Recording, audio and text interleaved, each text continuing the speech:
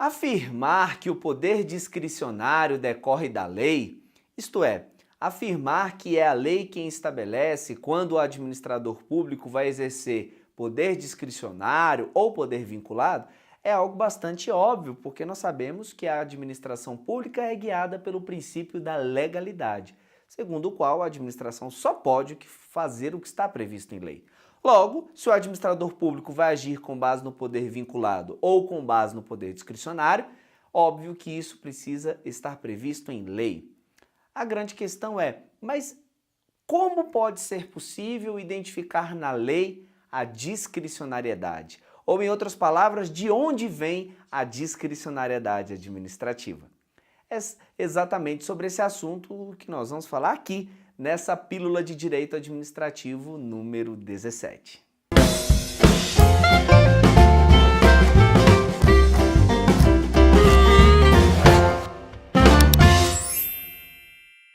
Muito bem, a partir de hoje nós vamos inaugurar uma série de 4 pílulas que vão abordar o capítulo 5 do livro Curso de Direito Administrativo, minha obra, que em breve terá aí a 3ª edição, e na descrição do vídeo colocaremos um link para que você tenha acesso à 3ª edição da obra quando ela em breve for publicada.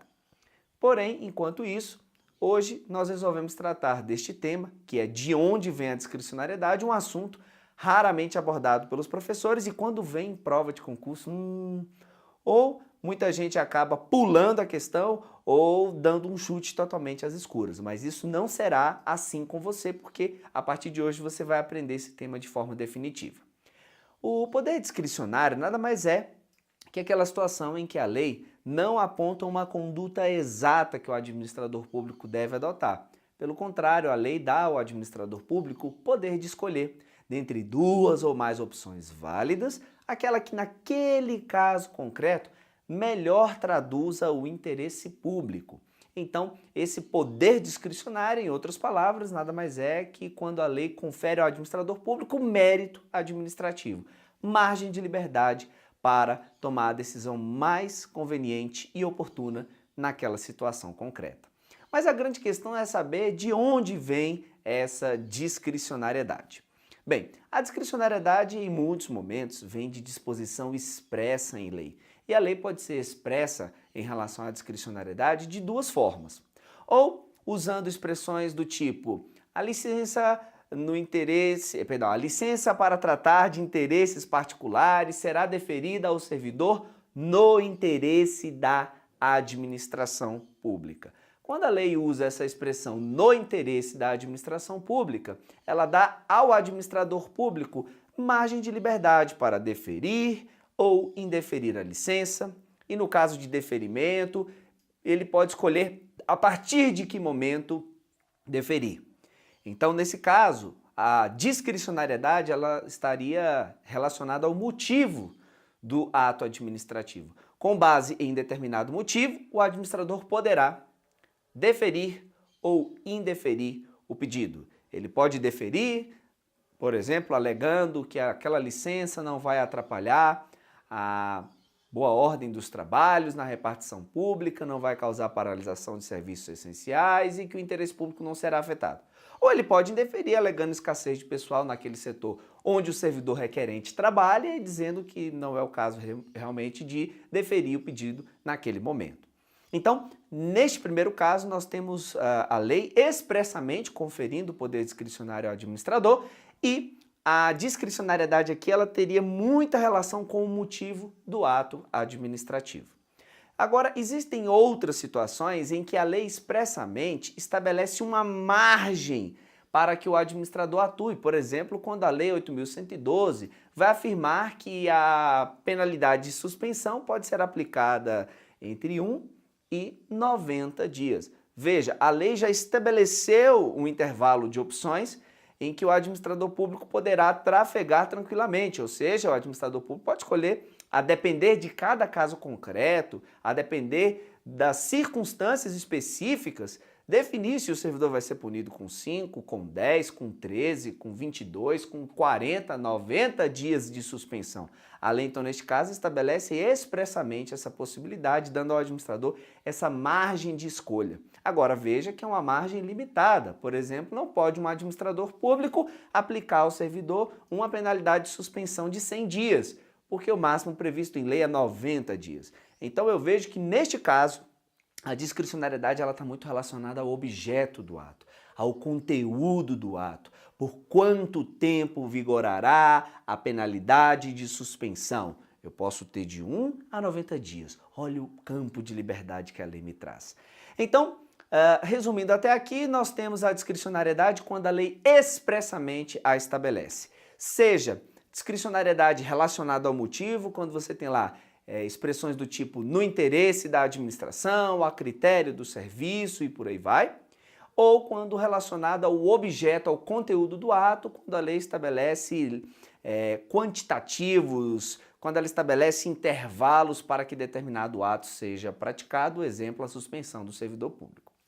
E por fim, a lei também estabelece discricionariedade implicitamente, não só expressamente, mas também implicitamente, quando se vale de conceitos jurídicos indeterminados. E aí você vai ter um exemplo, eu estou dando sempre exemplos em relação à Lei 8.112, o Estatuto do Servidor Público, porque é ali que a maioria dos estudantes transita quando estão aí nessa caminhada rumo ao concurso público.